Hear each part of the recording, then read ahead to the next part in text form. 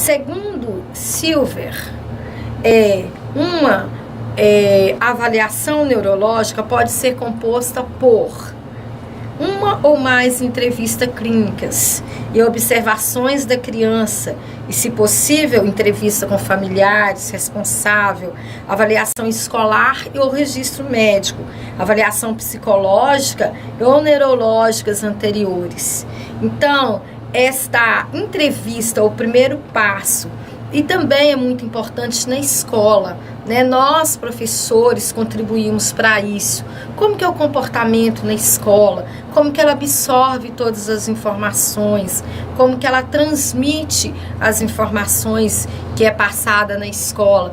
Como que é o convívio social, né? A interação com os colegas, com a turma, qual que é a sua reação ao novo, a uma mudança, né, ali tanto do espaço físico como a novidade, uma forma diferente da professora, o lúdico, como que ela reage nos jogos, em cada conteúdo, qual que é a sua reação. Então é muito importante essa contribuição, né, de família, escola, profissionais prontos ali, capacitados para atender. Então, essa avaliação depende todo desse conjunto para que possa acontecer uma avaliação bem sucedida, né, um diagnóstico preciso. Para poder chegar a um resultado, é necessário esse passo, né? É muito importante para a avaliação neurológica esse conjunto funcionar e estar em harmonia, em sintonia, não omitir informações. Todo tipo de informação é necessário, é importante, ajuda a chegar a um diagnóstico e uma solução para a situação.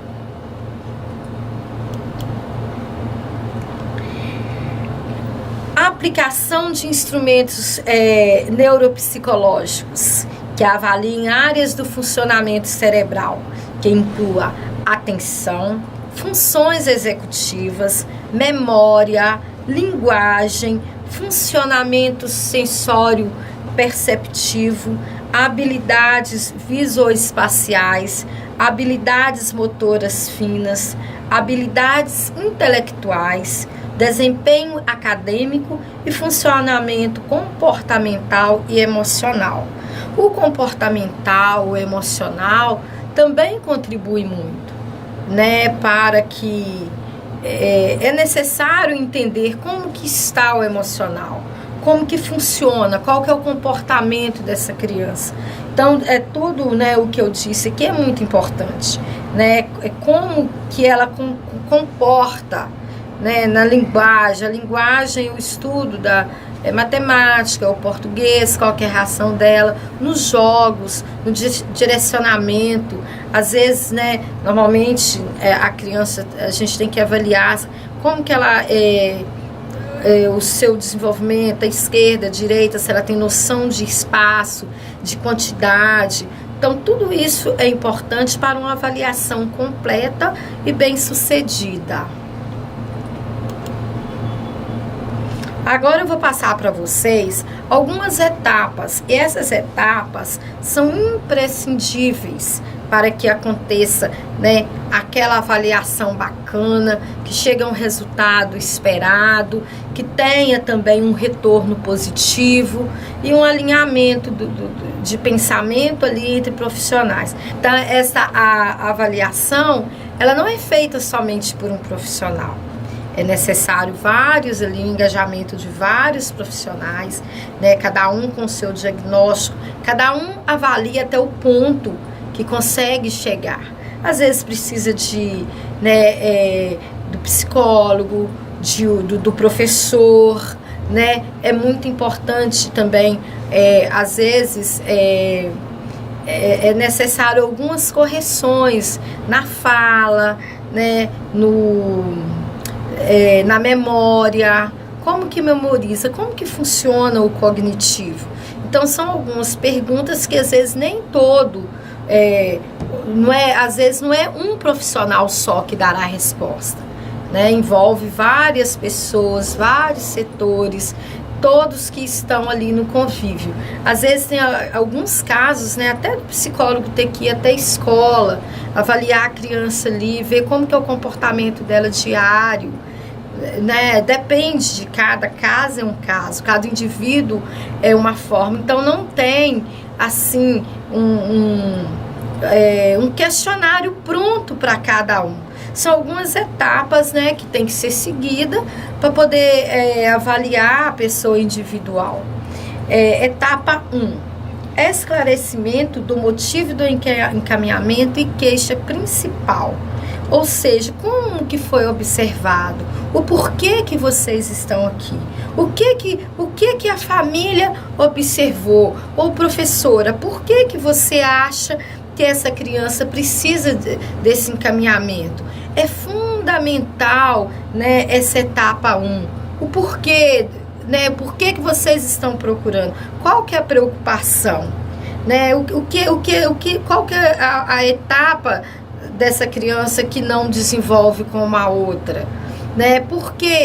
O porquê, né, o que observou-se para chegar, né, até esse encaminhamento. Então é muito importante a etapa 1 e todos têm que passar por essa etapa. A entrevista e observação é a parte que eu falei, onde o profissional senta com a família, escuta detalhadamente cada etapa. Às vezes é necessário mais de um encontro com a família, que às vezes não dá para absorver tudo, às vezes é necessário, né, encontrar várias vezes, e até mesmo recomenda-se, se você lembrar algum detalhe da infância, alguma coisa ali que você pode lembrar, faça uma anotação, ou, né, me passa essa informação, porque é necessário lembrar de toda e qualquer informação para poder enriquecer essa avaliação. Administração dos testes neuropsicológicos, né? Aí, nesse caso, é feito somente com a criança e nem significa que vai ser num encontro só. Às vezes é necessário vários encontros ali para poder observar, né? E testar a criança. E normalmente funciona com jogos, né? Tem o profissional, ele vai ter um meio para poder estar testando. Alguns jogos de memória, né? Quebra-cabeça,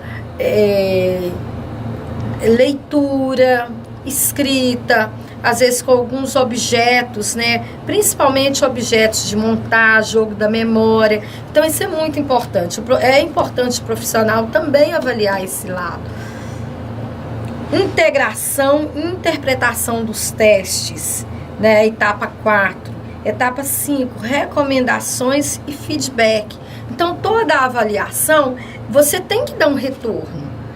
A família, o professor, né? Cada profissional, cada um que avalia uma parte, ele vai querer um retorno. É tipo assim, algumas pecinhas, né? Que ao longo de um tempo, você monta, junta tudo, aí forma a avaliação. Então, as recomendações, o que é necessário fazer para melhorar a vida, ou para, né, qual a estratégia que vai ser feita para que essa criança tenha uma vida normal ou perto da normalidade. E feedback, que é você foi te entregue um questionamento, você fez uma avaliação, qual que é o resultado, qual que é o retorno. Então isso é muito importante, né? Um retorno e com uma solução. Foi te confiado uma missão, então você tem que resolver, dar um retorno, que é o esperado. Indicações. A avaliação neuropsicológica, ela é recomendada em qualquer caso onde exista suspeita de uma dificuldade cognitiva ou comportamental de origem neurológica. Ela pode auxiliar no diagnóstico e tratamento de diversas enfermidades neurológicas, problemas de desenvolvimento infantil, comprometimentos psiquiátricos, alterações na conduta, entre outras. Então, autismo, os transtornos do desenvolvimento, enfim, vários diagnósticos, várias situações que atrapalham o desenvolvimento da criança, é diagnosticado através da avaliação. Então, a responsabilidade da avaliação é muito grande. E através desta avaliação é que vai propiciar o indivíduo a ter uma saída, a ter um atendimento diferenciado, a trabalhar tudo que é necessário que ela possa desenvolver, principalmente na escola. Por quê? Porque na escola é que trabalha todas as habilidades, é que requer, que requer do nosso cérebro que ative todas as habilidades.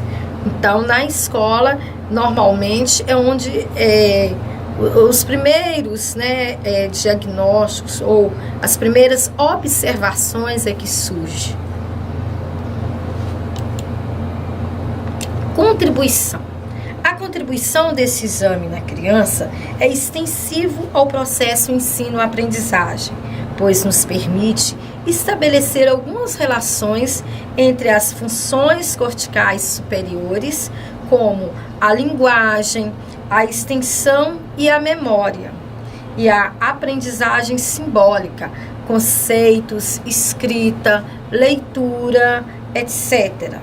O modelo neuropsicológico das dificuldades da aprendizagem busca reunir uma amostra de funções mentais superiores envolvidas na aprendizagem simbólica, as quais, obviamente, correlacionadas com a organização funcional do cérebro.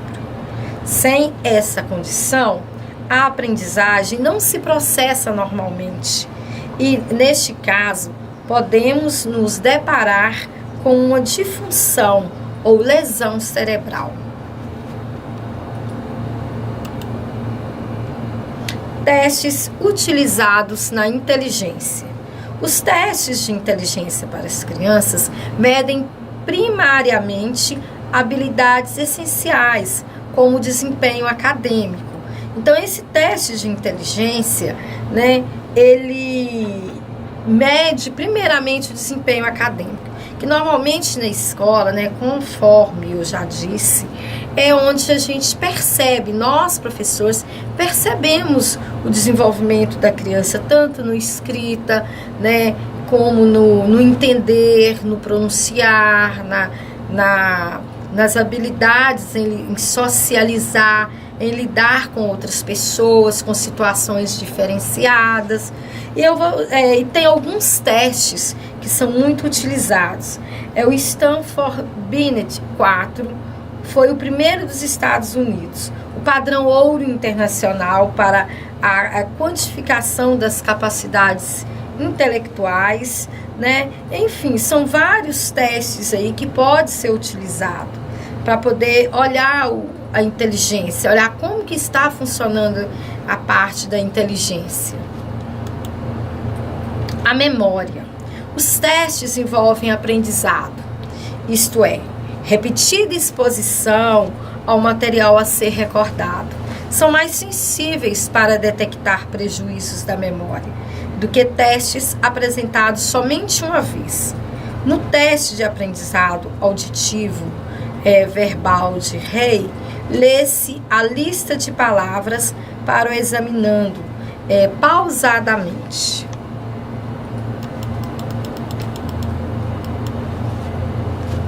Pausadamente 5 vezes consecutivas.